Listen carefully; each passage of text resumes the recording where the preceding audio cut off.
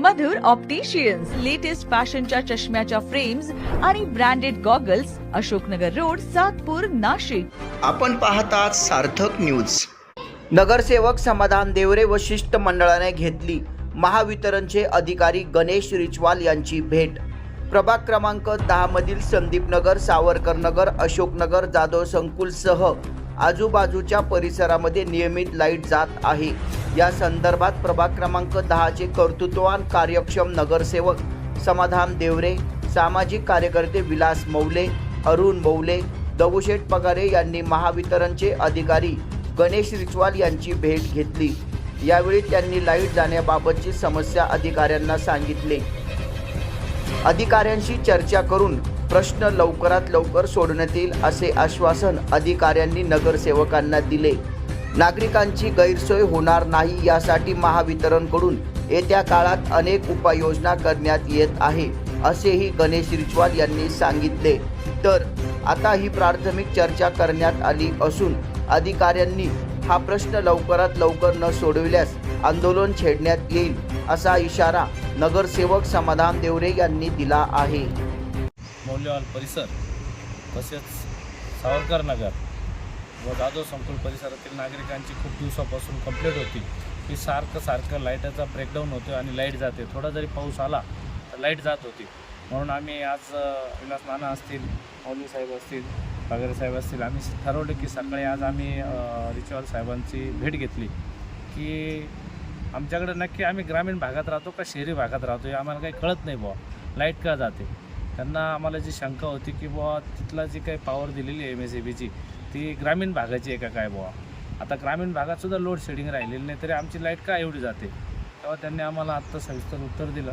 साहेबांचं असं म्हणणं आले की आपण बेळगाव ढगापासून तर चिंचोळा परिसर हा जो काही म्हणजे साधारण 12 किलोमीटरचा अंतर हा शहरी भागालाच जोडलं गेलेलं आहे. आणि आपले जे काही कार्बन जो सबस्टेशन आहे त्या ठिकाणी गेल्या 15-20 दिवसापासून 10 MVAचा ट्रान्सफॉर्मर त्यांचा फेल झाला होता. म्हणून त्यावेळेस 10-15 दिवस लाईट जायची. सकाळ संध्याकाळ जेव्हा लोड यायचं तेव्हा ट्रिपिंग यायचं.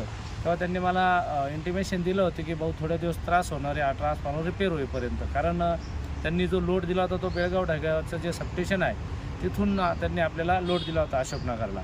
परंतु आता तो ट्रान्सफॉर्मर रिपेअर होऊन आला आणि त्यांचं असं म्हणणं आहे की अशोकनगरपर्यंत आम्ही इंडस्ट्री एरिया आणि अशोकनगरपर्यंतचा जो भाग आहे पोलीस चौकी तो आपण त्या ट्रान्सफॉर्मर लोड देतो.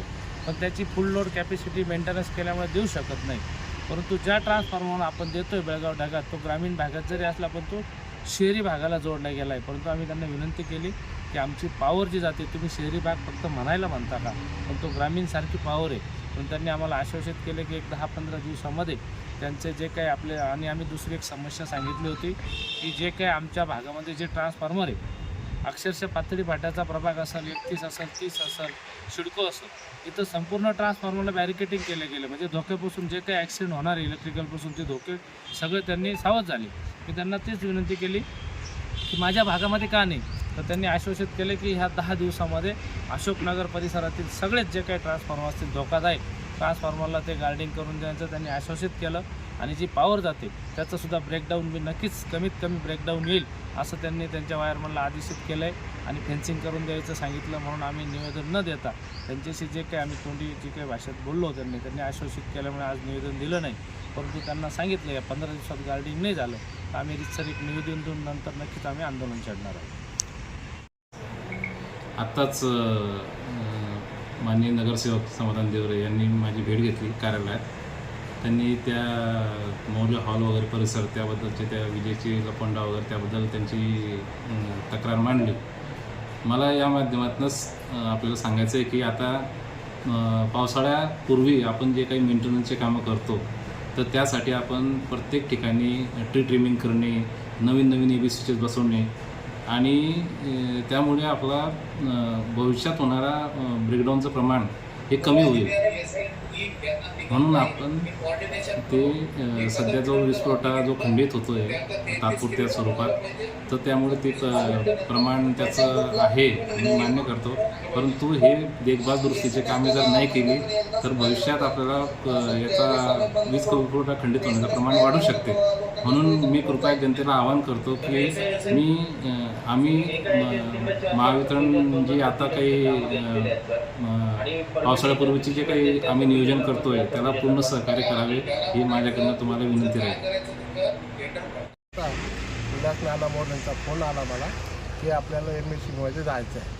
आणि नंतर मी ऑफिसला आल्यानंतर समाधान भाऊदेवर आमच्या प्रभाग 10चे नगरसेवक ताबडतोब तिथे आले आणि त्यांनी ज्या समस्या मांडल्या, त्यांनी काही फोटो काढले होते, काही DPचे कुठं DP उघड्या होत्या, त्याला बॅरिकेड कसं करणार आहे, टोटल समस्याविषयी त्यांनी चर्चा केली.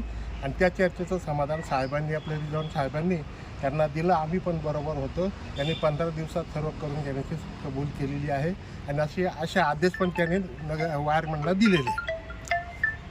या चॅनलला आपण शेअर करा, लाईक करा आणि सबस्क्राईब करा. धन्यवाद.